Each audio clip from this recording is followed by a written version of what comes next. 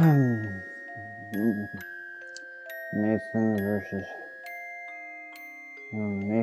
versus video game. Seriously? Are we doing this every time? Mega Man, Mega Man, Mega Man! Yeah, you know Mega Man, that iconic series that started on the NES and made its way across genres, consoles, and decades. Everybody loves the Blue Bomber. I love him, you love him, this guy... Actually, I don't know about him. Or Capcom, to be honest. Anyway, they made a whole truckload of these games over the years, but the first time most of us heard of Mega Man, or Rockman if you're Japanese, was through his iconic series on the NES. Yeah, you know, the one where they put 6 of what was essentially the same game on one console? So when all you punk kids are complaining about your Call of Duties and your Halos putting out too many games, just remember that back in the NES days, Capcom was busy putting Mega Man and Mega Man and Mega Man and Mega Man and Mega Man all out on the NES. I mean, look at this. This is one system's worth of Mega Man games. Well, you could argue that they didn't really mix stuff up much after Mega Man 4. These games still work because they were all fun, exciting, and stupid challenging. Like, seriously, these games are... I mean, okay, yeah, alright, the point's been made. These are some of the most iconic NES games for me. Right up with classics like Super Mario Bros., The Legend of Zelda, Chubby Chin, Metroid. These are my favorite games on the Nintendo. I mean, freaking look at my show opening. Yeah, right there. It's Mega Man 3. That proves it, right? I love these games. Mega Man 3, baby. Well, let's just jump back really fast if we can to Nathan's, aka my childhood. My parents, as loving and fantastic as they were, wouldn't let me buy a gaming console growing up. In fact, the first console I ever owned was the GameCube. I didn't buy that until all the way when I was in college. Growing up, I just had a computer. And since I didn't discover emulators until I was in high school, I spent most of my childhood just playing old PC games. And yeah, PC gaming in the 90s certainly wasn't lacking. They had great Sierra adventure games as well as platforming games such as Commander Keen, but I kept hearing about this Mega Man guy and how awesome he was, and I wanted to be a part of that. Well, dear watcher, the culmination of young Nathan's hopes and dreams are about to reach fruition. Because nearly 20 years ago, Capcom did something that no one would have expected. They took their hit game on the NES, Mega Man 3, and they released it on the computer. Yeah, I'm serious. This is a real thing, endorsed by Capcom and everything. Wild. You know, I really remember loving this old Mega Man PC game. It was the first Mega Man game I ever played, and was actually the only one I played for several years until I finally got around to playing the ones on the NES. So, considering it's nearly been 2 decades since the game came out, what you say you and I go on an adventure together? A mega adventure? No, I'm a PC guy, so I know where these go. Right on... Oh, wait, it's like an NES. You gotta put it on top. Done. Alrighty, so we're just gonna boot up the old Dropbox here and get this sucker going. So first thing we need to do in DOS is get to the C drive. Does not exist. Yeah, it does. I guess I have to mount it first. Mount. Alright, so after we read all the instructions, I know that I gotta mount the C drive to the right directory. So once we got that mounted, we can just pop in the command and play the...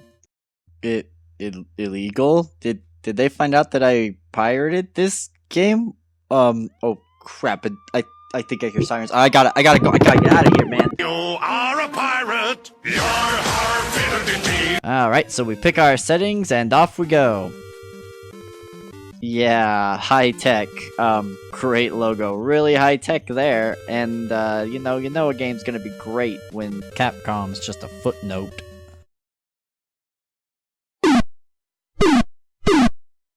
Oh my gosh, is that really the sound?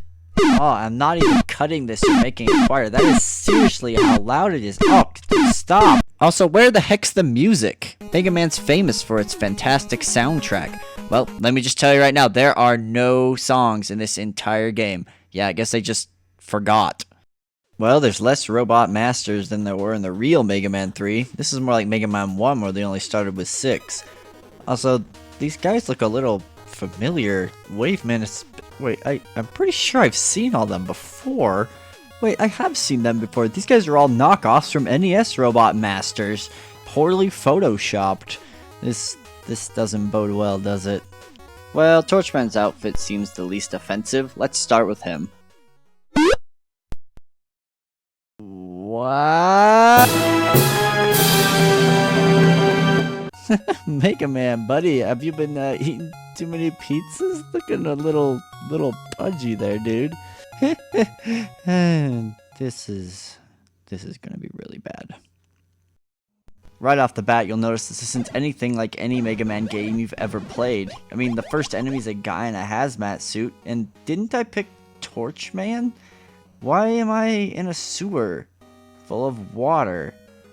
I'm just gonna assume I accidentally picked Waveman and keep on going. So right off the bat, we'll notice our very first issue, the controls. It's hard to screw it up on a controller. You have a button for jump and a button for shoot. Pretty simple stuff. But for the computer, since you have a metric button of keys, most old games like Command & King would use the shift or control or alt buttons to jump, space to shoot, and the arrow keys would move your guy. Pretty standard. But Mega Man 3 on computer rejects these simple yet intuitive control schemes. Guess what button you use to jump in Mega Man 3? Just take a guess. If you had the most basic level of intelligence, what button on the keyboard would you associate with jumping? It's J. No, seriously, the J button jumps. All these buttons, that's the one they pick. Look at how uncomfortable this is. Having to put my fingers there, it's not fun. And you know, when you're making a game where its two core elements are jumping and shooting, and you screw up the jumping, that's 50%. That's pretty bad. But here's where we hit another barrier checkpoint in the Mega Man 3 PC train to Sucktown. This game is nothing like the NES Mega Man games. Like, at all. In addition to the enemies that I'm pretty sure are not robots, this game isn't a tight linear experience like it was on the NES. Rather, it's more like an open world exploration game, or a freaking maze for lack of a better term. I seriously have no idea where I'm going. And here's something that butters my biscuit. Some enemies, when they hit you, make you fall through platforms. But some enemies don't? What? What is the logic in this? This is just frustrating. So I fight my way through Sewer Man stage here, constantly getting hit and falling through the floor, but never actually dying. Yeah, they didn't even have the courtesy to make this game even remotely challenging. It's just a giant maze with dead ends everywhere. I feel like I should be playing a Metroid game. At least those have maps. So after fighting my way through hordes of not robots and enduring terrible platform controls, I finally reach the boss door and go inside to encounter... Wait, is that Torchman standing in water? Like, if you put fire in water, I mean, it can't be... Nope, that little ball of salsa confirms it. This is Torchman. Then why in the heck is he in the water stage? You are tearing me apart! Okay, well now that I've calmed down, remember the Robot Masters from the NES Mega Man games? How they were all unique and poised an interesting end-level challenge, as well as provide you with an interesting weapon? Well, there's none of that here.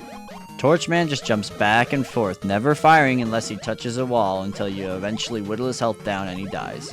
No one cries for Torchman.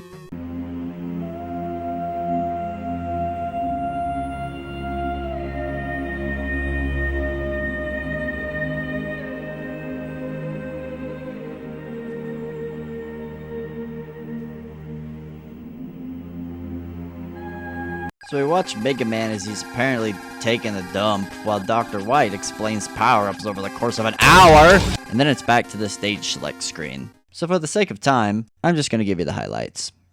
Bitman has nothing to do with technology, even though that's what you'd expect from a guy called Bitman. Oh, wait, is that the bit?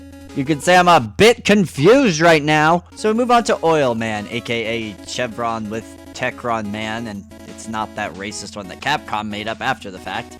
This one's pretty uneventful stage, but I will say it's the only one that actually matches the name, as in there's oil in the stage. Good on you, High Tech. Next.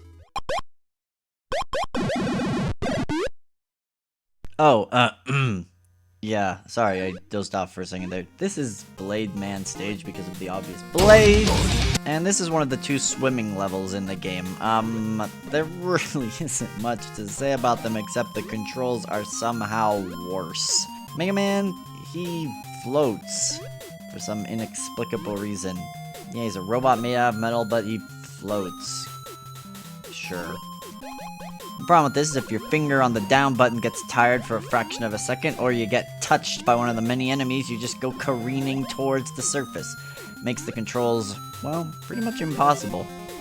But Blade Man stage does have my most favorite thing in this entire game. This freaking jogging fish. I love him!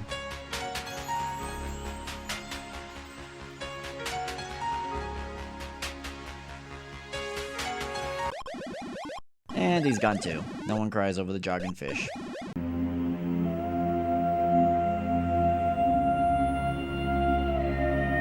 Kill Blade Man, unlock the hedge trimmer, next. Shark Man, here's another, water stage. Next.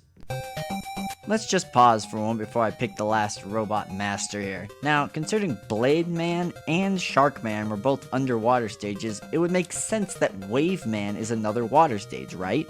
I mean, it's in the name. What? No, of course not. This is another stage set on an oil rig. Let me just reiterate this in case you missed what I just said. There is no swimming in freaking Wave Man stage.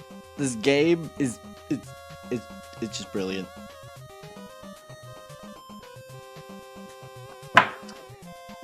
Remember back when I said that this was one of my favorite games during my childhood? Remember that? Yeah? Do ya? Well, I've also discovered something during this experience. I've discovered that back when I was a kid, I was a really stupid kid. So halle frickin' Luya, we're at the end of the game.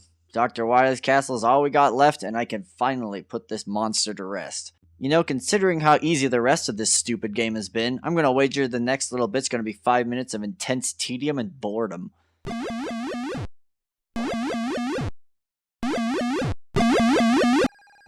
Alright, so apparently now the game decided to be hard. That's mostly because of this stupid ooze that kills you in one hit. They should have called it, they should have called this game Mega Man 3, Secret of the Ooze. And the secret, it's that the ooze, it kills you. That's not really a good secret. That's a freaking terrible secret. Mega Man, Dr. Wiley's castle is really tough. Wow, thanks a whole lot for that pro tip, Dr. Light. Maybe instead of telling me that, you could have given me all the energy tanks back that disappeared after I had to continue. Oh, I don't care. I thrive on this stuff, man, like a piranha. You think I need energy tanks to beat you, Mega Man 3 PC? I don't think so. I beat Super Meat Boy and I beat M+, and so I am gonna beat you even if it kills me.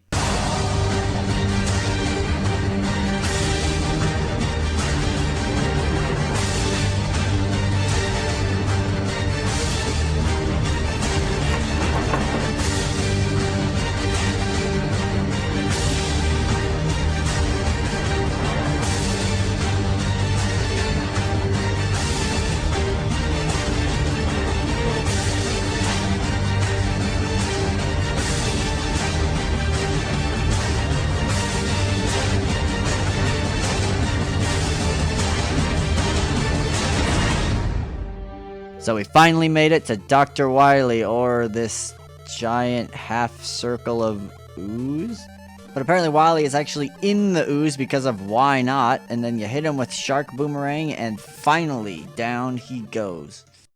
So is this it? Some text and credits for all of that pain and suffering? I mean, you didn't even spell Wylie's name right. There must be a cutscene or something after this. Pressing fire. Oh boy. I won. Mega Man 3 on PC. Absolutely not the worst game ever made. Oh wait, it is.